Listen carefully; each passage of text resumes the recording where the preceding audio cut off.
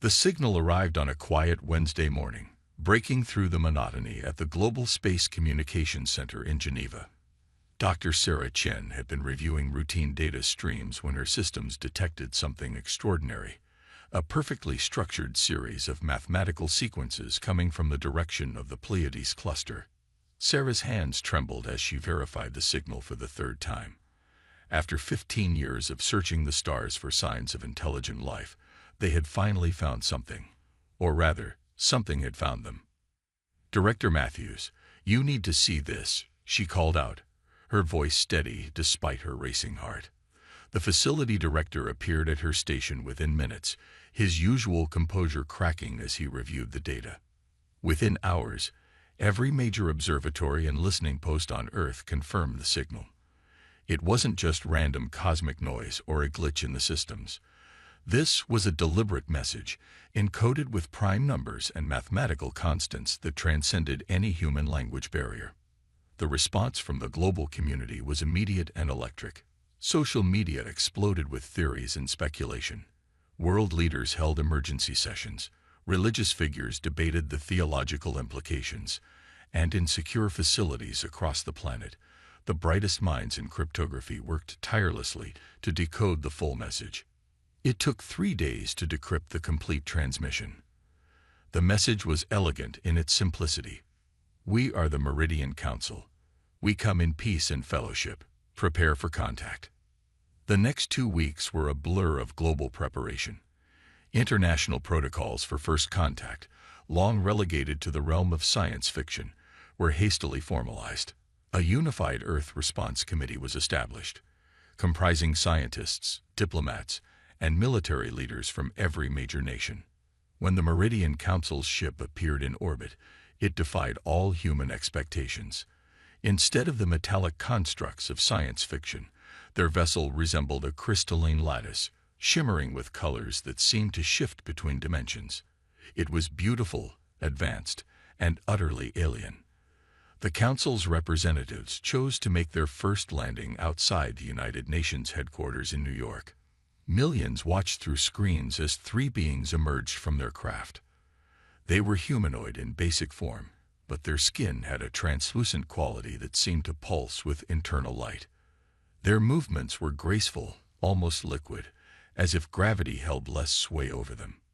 "We greet Earth with joy and anticipation," the lead representative announced in perfect English, their words somehow reaching every ear without the need for speakers or amplification. "We are but one part of a vast community of civilizations, and we have watched your species with great interest." The Council painted an enchanting picture of galactic civilization. They spoke of thousands of species living in harmony, sharing knowledge and resources.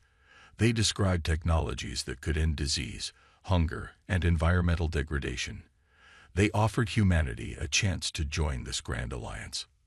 World leaders, eager to secure their place in history, rushed to accept the Council's offered friendship.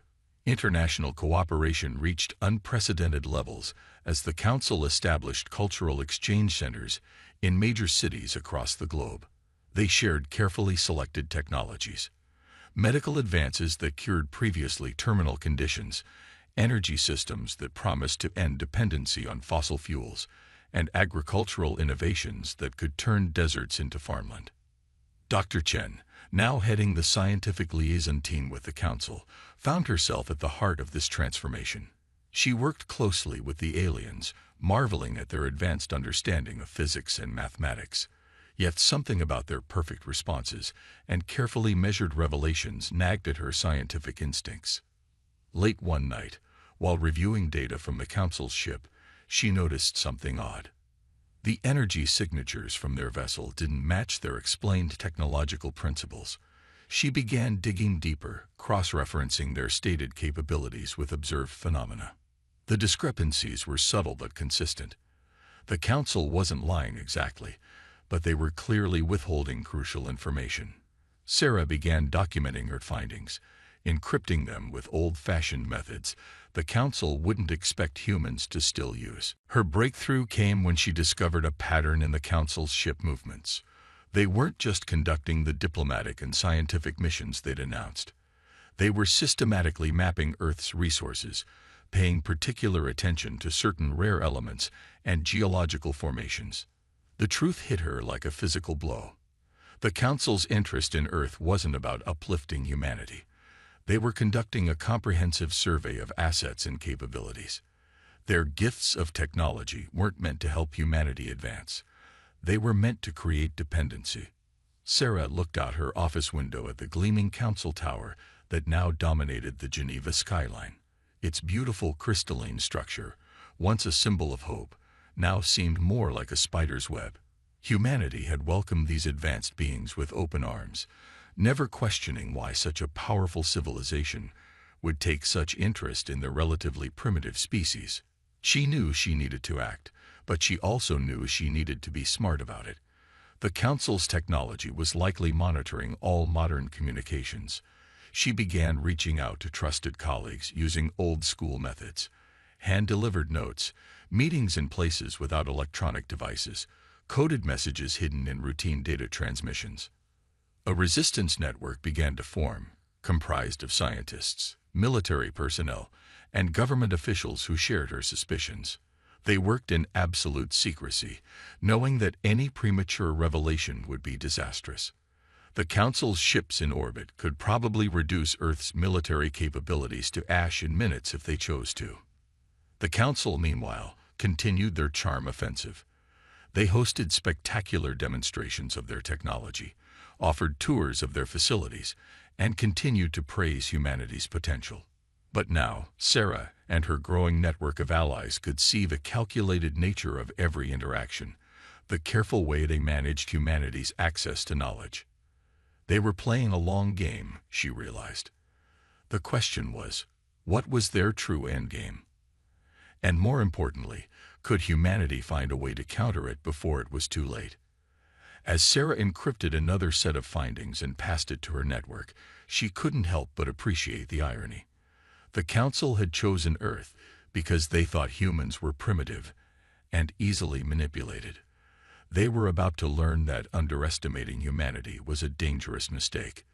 The underground lab was a relic from the Cold War, its existence scrubbed from official records decades ago.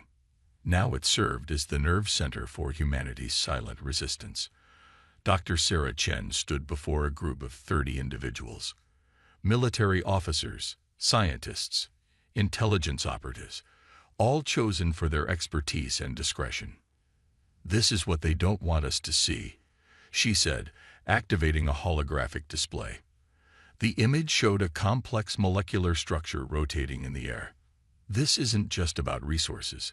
The Council is studying us, specifically our biology." Commander David Torres, formerly of NATO's Special Operations, leaned forward. "What exactly are we looking at, Doctor?" "Their medical gifts aren't just treating diseases. They're mapping human genetic sequences. Every person who's received their miracle cures has unknowingly provided them with detailed biological data." Sarah manipulated the display, highlighting specific patterns. "But here's what's interesting. They're particularly focused on our adaptability." Dr. Yuki Tanaka, a quantum physicist from Japan, spoke up. "The Council's technology. It's not as advanced as they want us to believe, is it?" Sarah shook her head. "No, it's advanced, but in different ways than they've shown us. They're masters of biological engineering and manipulation. The technology they shared is carefully chosen to make us dependent on them, while revealing nothing of their true capabilities." The revelation sparked intense discussion among the group. They had all seen evidence of the Council's deception in their respective fields, but this was the first time they were piecing together the complete picture. "There's more," Sarah continued. "We've detected unusual energy signatures from their orbital platforms. They're not just observation posts. They're containment facilities. The Council has done this before, to other species." The room fell silent as the implications sank in. Humanity wasn't being uplifted. They were being farmed. Commander Torres broke the silence. "We need a plan. We can't match their technology head-on, but we might not have to." "Dr. Chen, what have you learned from studying their systems?" Sarah smiled grimly. Everything they've given us has a backdoor, not because they're careless, but because they're arrogant. They don't think we're capable of understanding their base technologies, let alone improving them. Over the next several hours, the group formulated their strategy. They would need to work on multiple fronts, developing countermeasures, gathering intelligence, and most importantly, finding allies among the stars. Dr. Tanaka had made a crucial discovery. The Council's transmissions contained encrypted channels, communications with other species that weren't part of their public face. Some of these species had energy signatures that suggested they were prisoners or unwilling servants. If we can reach out to these other species, Sarah proposed, we might find allies who have their own reasons to oppose the Council. The plan was dangerous but necessary. Using modified Council communication technology, they began broadcasting coded messages on the encrypted channels. The messages were simple. We know the truth. We resist. Are we alone? For weeks, there was no response.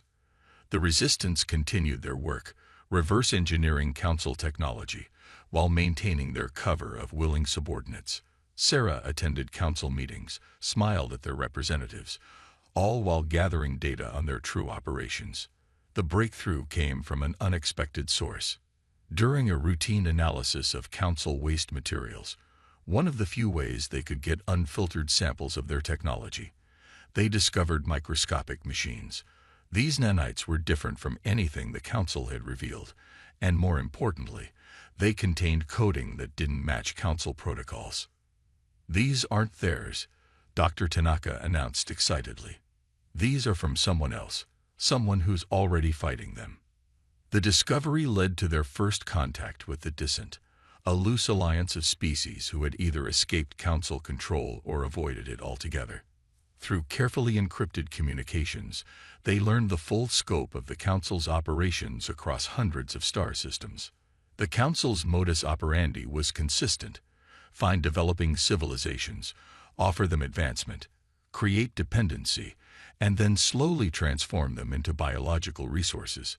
Some species were turned into literal organic processing units for their biomechanical technology. Others were genetically modified into specialized worker castes. But the Dissent had also learned the Council's greatest weakness: their rigid hierarchy and inability to comprehend genuine resistance. They believed so completely in their superiority that they couldn't adapt when their carefully laid plans went awry. The Resistance now had allies and intelligence, but they still needed a way to protect Earth. The Council's orbital platforms could destroy major cities in minutes if they discovered the extent of human knowledge. Sarah and her team worked tirelessly to develop a defense system, combining Council technology with human innovation in ways their creators never imagined. They called it Project Prometheus, a network of ground-based energy deflectors disguised as Council medical facilities. They see what they expect to see, Sarah explained to the Resistance leadership. Their scans show exactly what we want them to show: grateful humans eagerly accepting their gifts. Meanwhile, the Resistance's understanding of Council technology grew exponentially.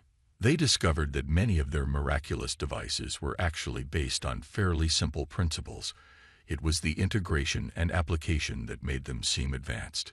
Human scientists, free to experiment without the Council's artificial limitations, began making improvements. The Council, believing their plan was proceeding perfectly, continued to expand their presence on Earth. They established more facilities, increased their cultural exchange programs, and began suggesting that humans might soon be ready for the next phase of their development. Sarah knew what that meant. According to the Dissent, the next phase was when the Council began their true harvest. They would present it as a grand advancement: voluntary genetic modifications to improve humanity. Those who accepted would be the first to be transformed into biological tools for the Council's vast machine empire. But humanity wasn't following the Council's carefully calculated patterns of development. In secret bunkers and hidden labs around the world, humans were preparing for a confrontation that would shake the foundations of galactic society. As Sarah reviewed the latest progress reports, she allowed herself a moment of fierce pride. The Council had chosen Earth because they thought humans were primitive and easily controlled. Instead, they had awakened a force they couldn't comprehend. Human ingenuity driven by the need to survive. The Resistance's underground facility hummed with activity as Dr. Sarah Chen reviewed the latest simulation results. On massive holographic displays, streams of data showed the integration of human and alien technology, progressing far beyond their initial expectations. What had started as desperate reverse engineering had evolved into something entirely new. "We're ready for the next phase," Commander Torres announced, studying a tactical overlay of Earth's defense grid. Hidden beneath the Council's own infrastructure, humanity had built a network of countermeasures that turned the alien surveillance systems against them. But their greatest achievements sat in a heavily shielded chamber deep underground. The quantum computer they'd created merged Council biotechnology with human innovation, processing data in ways that even the aliens hadn't conceived. They called it NEXUS, and it was their secret weapon in the Shadow War.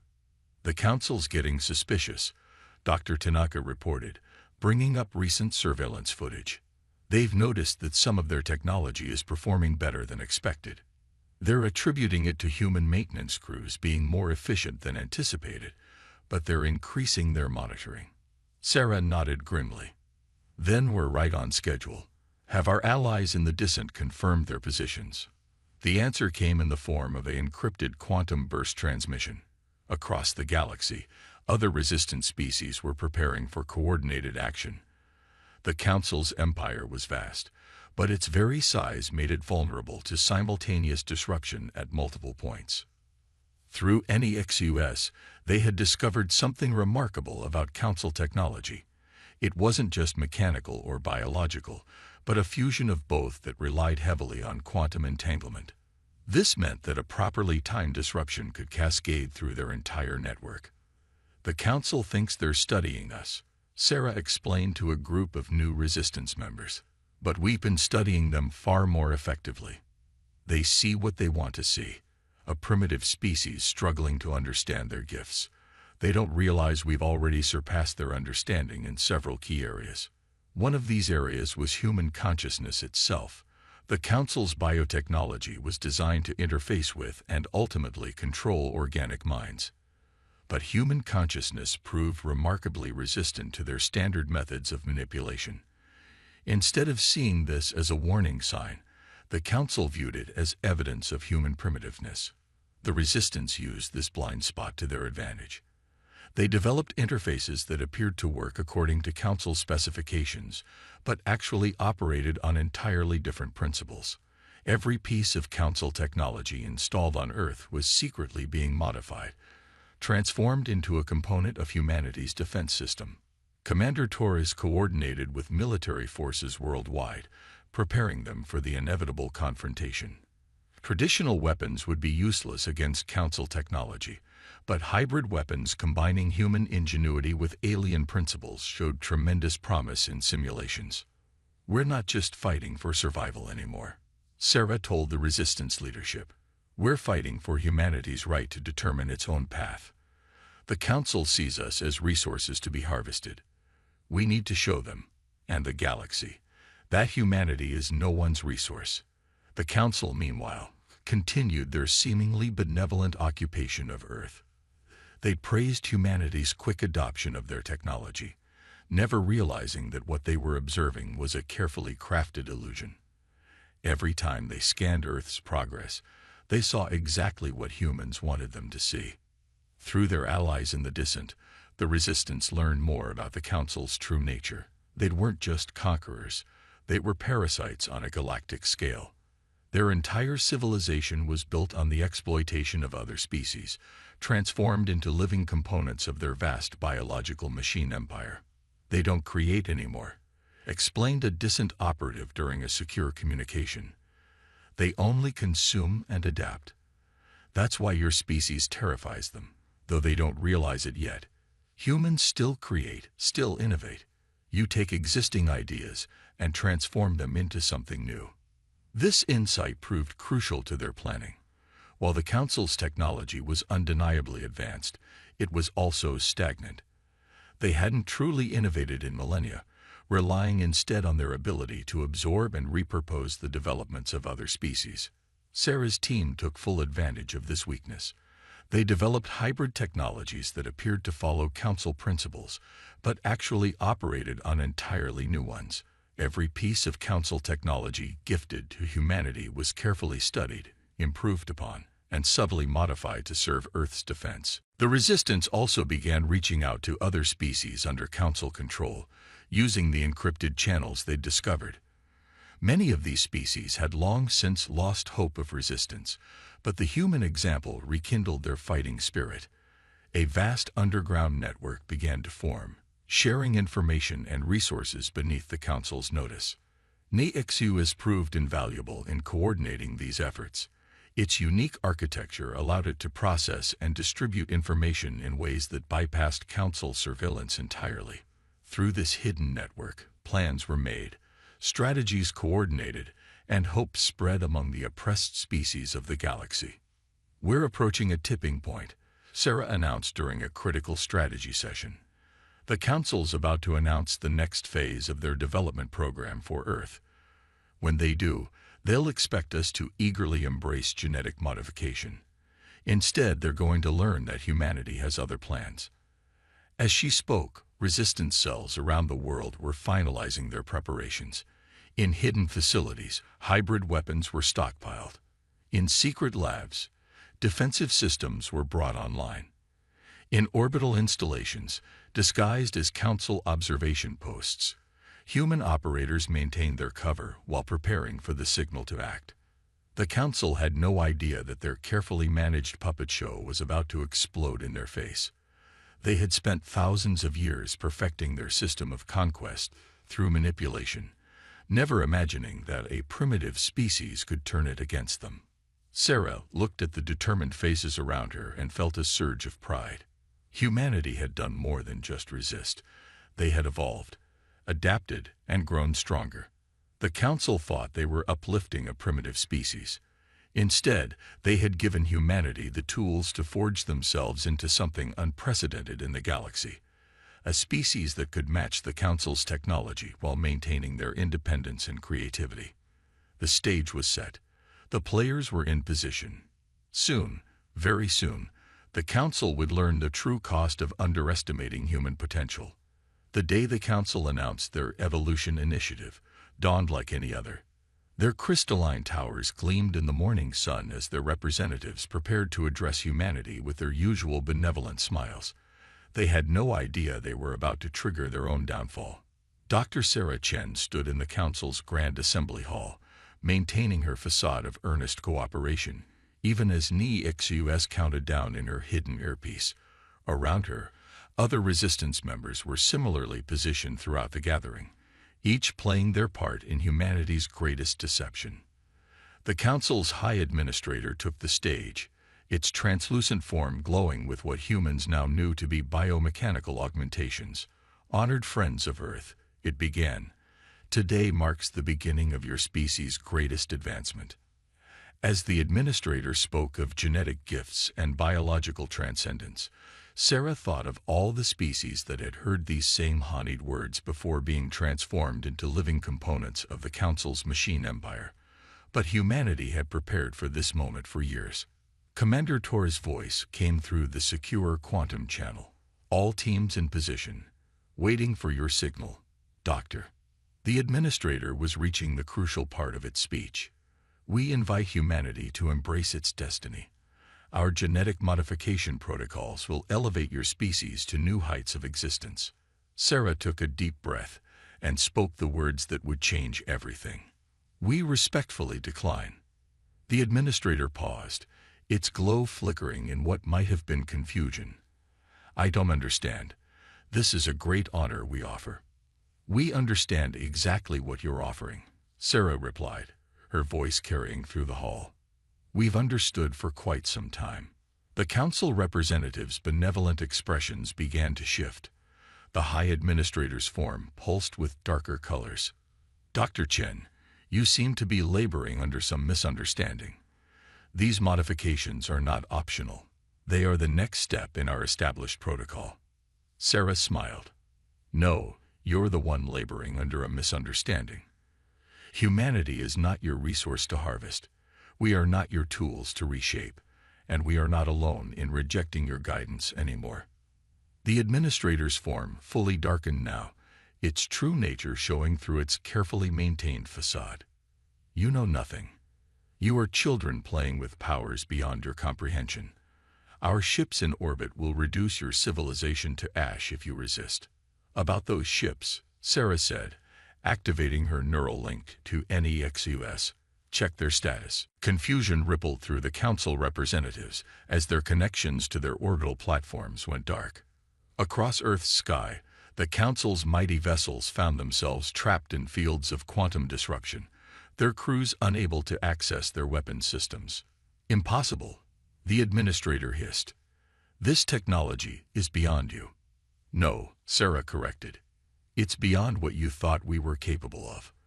Every piece of technology you gave us, we studied. Every system you installed, we improved. Every weakness you showed us, we exploited. Throughout the hall, other humans were standing up, dropping their pretenses of submission. Around the world, hidden defense systems activated, revealing themselves as far more advanced than anything the Council had gifted to humanity. The administrator raised its arm, biomechanical weapons forming from its flesh.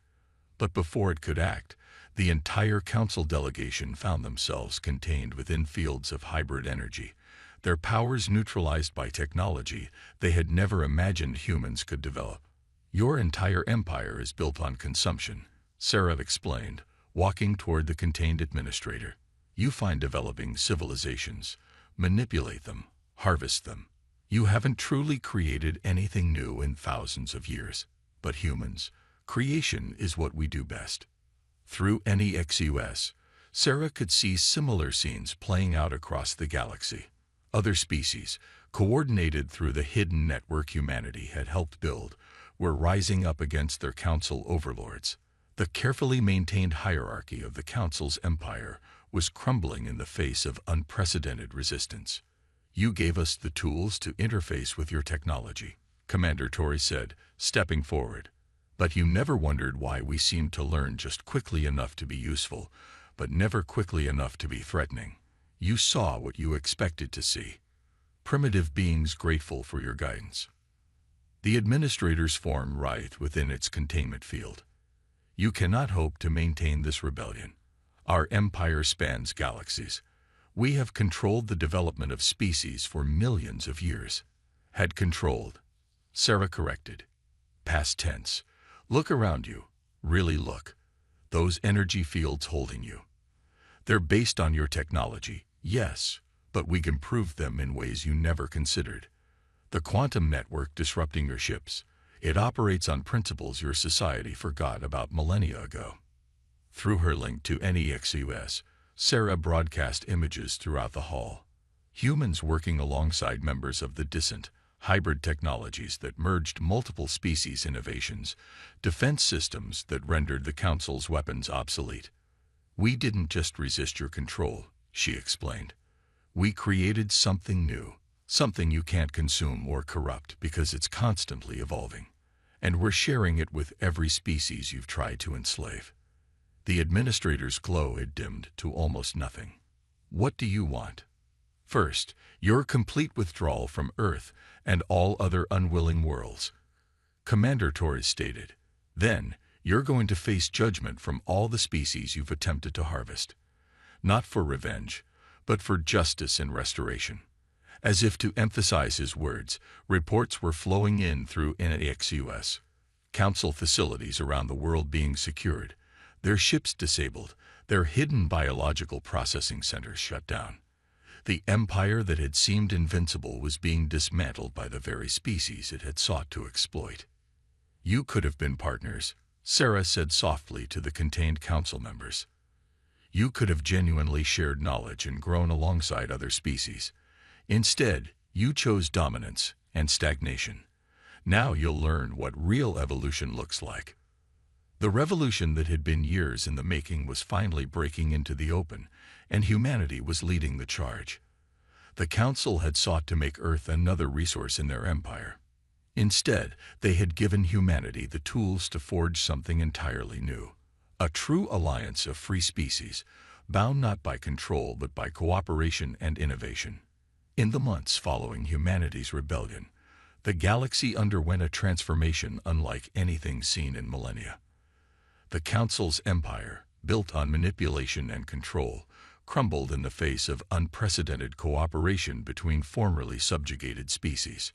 At the heart of this revolution stood Earth, no longer a primitive world to be harvested, but a beacon of innovation and resistance. Dr. Sarah Chen stood on the observation deck of humanity's first true starship, the HSV Prometheus. Unlike the crystalline vessels of the Council, this ship represented a true fusion of multiple species technologies and philosophies. Its organic mechanical systems were alive in a way the Council's biotech never had been, adaptive and evolving, rather than merely consuming. The last Council holdouts have surrendered in the Orient sector, Commander Torres reported, joining her at the viewport. Their processing centers are being converted into rehabilitation facilities for their victims. Sarah nodded, watching the stars. Nexus had expanded far beyond its original purpose, now serving as the backbone of an interstellar communications network that united former Council worlds. Through it, species were rediscovering their lost heritage, while sharing innovations and culture in ways the Council had always forbidden. "How are the Arcturians adapting?" she asked, thinking of one of the species that had been longest under Council control. "Better than expected," Torres replied. "Once we reversed the forced genetic modifications, their natural creativity started resurging. They're already proposing improvements to our hybrid drive systems." This was humanity's true victory, not just defeating the Council, but helping to restore what they had tried to destroy. Every species they had attempted to harvest had its own unique strengths and perspectives. Together, they were achieving things the Council had never dreamed possible. The former Council High Administrator, now held in a specialized containment facility, had finally begun to understand. "You didn't just resist us," it had said during its last interview with Sarah. "You became what we could have been, what we should have been." Earth had changed too. The crystalline towers of the Council remained, but they had been transformed. Instead of centers of control and surveillance, they now housed research facilities where humans worked alongside aliens as equals. The quantum network that had once been meant to enslave humanity now connected Earth to a thriving interstellar community. "We've received another request for diplomatic relations," Torres mentioned. "A species from beyond the former Council space. They'd been watching how we handled the liberation. They're interested in joining the Alliance." The Galactic Alliance of Free Species, GAFS, had emerged from the ashes of the Council's empire. Unlike its predecessor, it was founded on principles of mutual respect and cooperation. Each member species maintained its autonomy while contributing to the greater whole. Nexus chimed in Sarah's mind, sharing data about the new species. They were different from anything encountered in Council space, silicon-based life forms with a fascinating approach to technology. Their potential contributions to the Alliance could be extraordinary. Send them an invitation to Earth, Sarah decided. Let them see firsthand what we're building here. Through her neural link, she could feel the constant flow of innovation and discovery happening across Alliance space. Former Council worlds were becoming centers of art, science, and cultural exchange. Species that had been reduced to biological processors were rediscovering their voices, their dreams, their potential. "Hard to believe it's only been 8 months, Torres mused. "Sometimes I wonder what would have happened if we just accepted their gifts without question." Sarah shuddered at the thought. "We'd be part of their machinery by now, just more components in their empire of consumption." Instead, she gestured at the viewport, where a ship of distinctly non-human design was approaching. It belonged to the Centaurians, one of the first species to join Earth's rebellion. Its organic technology complemented human innovation in ways that had helped make the Alliance possible. "Instead, we're building something entirely new," she finished. "Not just surviving, but growing, creating, evolving." The door chimed, admitting Dr. Tanaka. "The new quantum cores are ready for testing," he announced excitedly. "The Arcturians helped us solve the stability issues. If this works, we'll be able to establish instantaneous communication across the entire alliance." This was what the Council had never understood about humanity. It wasn't just their resistance to control or their adaptability that made them dangerous. It was their drive to take what existed and transform it into something new, their ability to see possibilities where others saw only established limits. Earth's position in the galaxy had changed forever.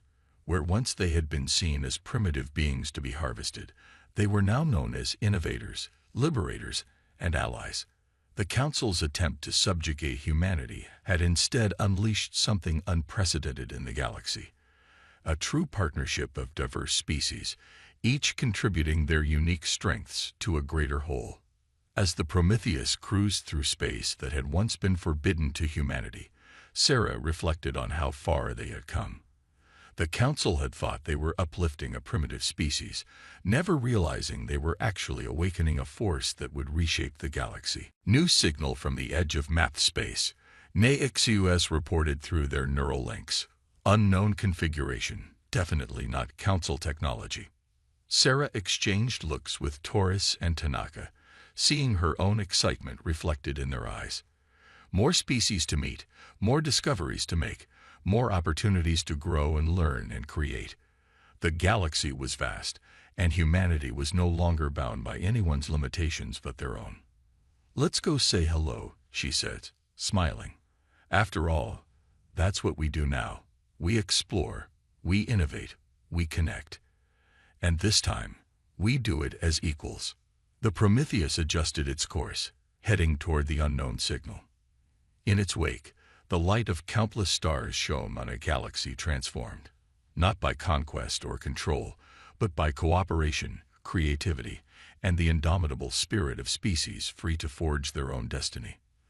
The Council had sought to make humanity another resource in their vast machine empire. Instead, they had given humans the tools to break not just their own chains, but those of countless other species. In trying to harvest humanity's potential, they had unleashed it, and the galaxy would never be the same.